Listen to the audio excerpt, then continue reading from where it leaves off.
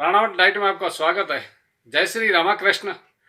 आज आपको बता रहा हूँ नामर्दानगी या नामर्द अथवा नपुंसकता ये व्यक्ति को वीर्य विनाश करने से होते हैं। व्यक्ति जन्म से मर्द होता है, पर 12 साल से 16 साल के बीच में जो लड़के हस्तमैथुन कर लेते हैं और वीर्य विनाश कर लेते हैं, जिससे उन्हें दो दिक्कतों का सामना करना पड़ता है।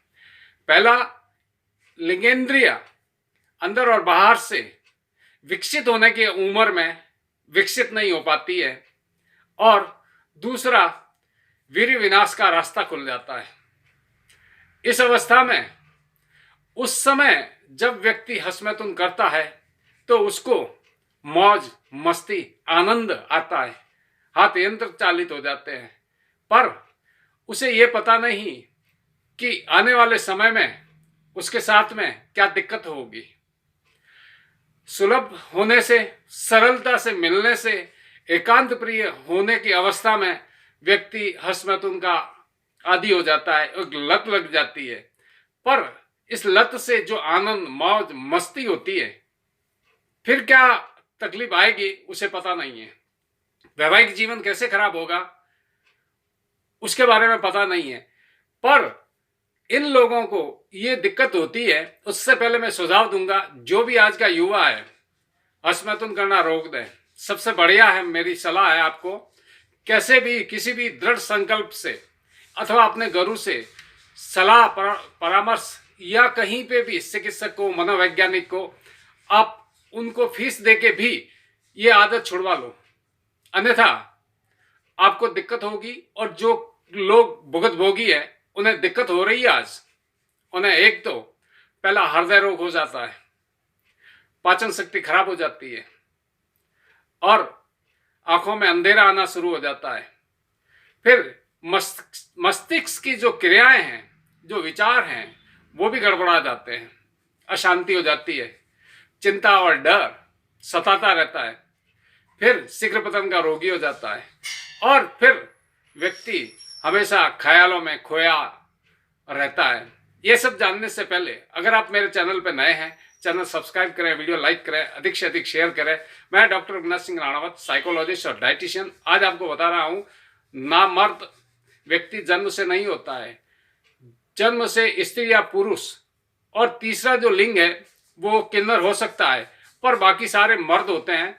और ये हस्तमैथुन से वीर्य विनाश करने से उन्हें सारी तकलीफें आना शुरू हो जाती है और उन्हें दिक्कतों का सामना करना पड़ता है। एक वो पुरुष होते हैं जिनके पीछे महिलाएं इंतजार करती है, खुशी से झूमती है, और ये कौन आया महफिल में, रोशन हो गई जिसके नाम से।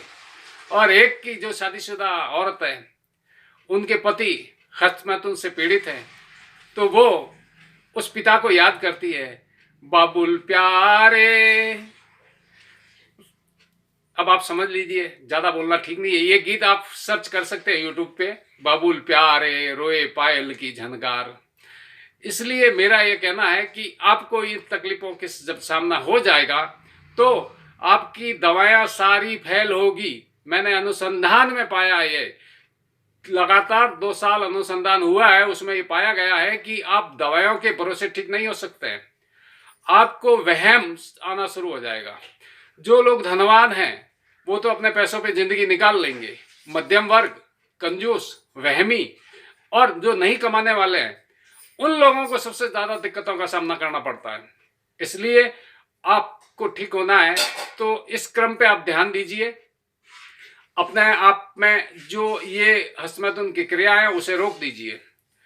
अच्छा सुपाच्य भोजन लीजिए जिससे आपका भोजन पचे। अच्छी नींद लेना जरूरी है।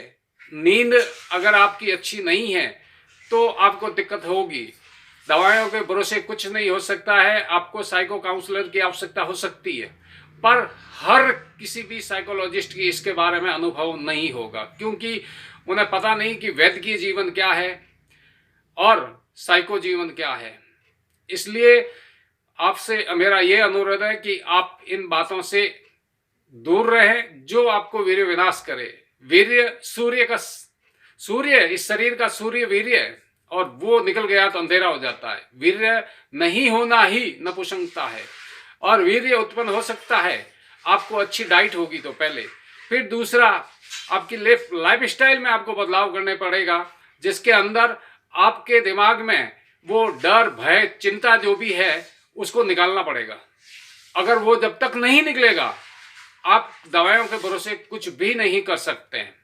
इसलिए आपको सबसे बढ़िया तरीका बताता हूं। दिमाग एकाग्र के लिए आप एक दीपक लीजिए, और दीपक चाहे तेल का हो, घी का हो, उससे कोई प्रभाव नहीं पड़ता है।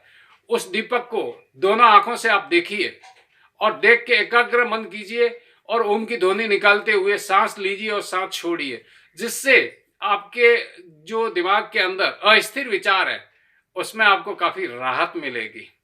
आपकी याददाश्त मजबूत होगी। आपकी शंका, वहम करने की जो आदतें पड़ी हुई है उसमें आप नियंत्रण कर सकेंगे। और रही बात, आपके मन के सवाल होते हैं कुछ, उन सवालों के आप जवाब चाहते हैं, वो मिलते नहीं हैं। उत्तर दर उत्तर आप पूछते रहते हैं कि इसका क्या होगा, ये कैसे हुआ, क्यों हुआ। इसके लिए आपको एक अच्छे काउंसलर की आवश्यकता है। आप काउंसलर से एक सलाह लीजिए, परामर्श लीजिए, तो हो सकता है आपको वो दिन दूर नहीं जब आपको खोया हुआ स्वास्थ्य वापस मिल सके। कोशिश हमारी ये रहेगी कि काफी लोग जो गरीब है आर्थिक स्थिति से, उनको घरेलू इलाज चाहिए। हम ये सीरियल लेके आएंगे कि घरेलू इलाज आप करो, पर वैद्य की देखरेख में करना है आपको। और जो भी हम दवा बताएंगे, हम व्हाट्सएप पे आपको चैटिंग में जवाब देने में असमर्थ है।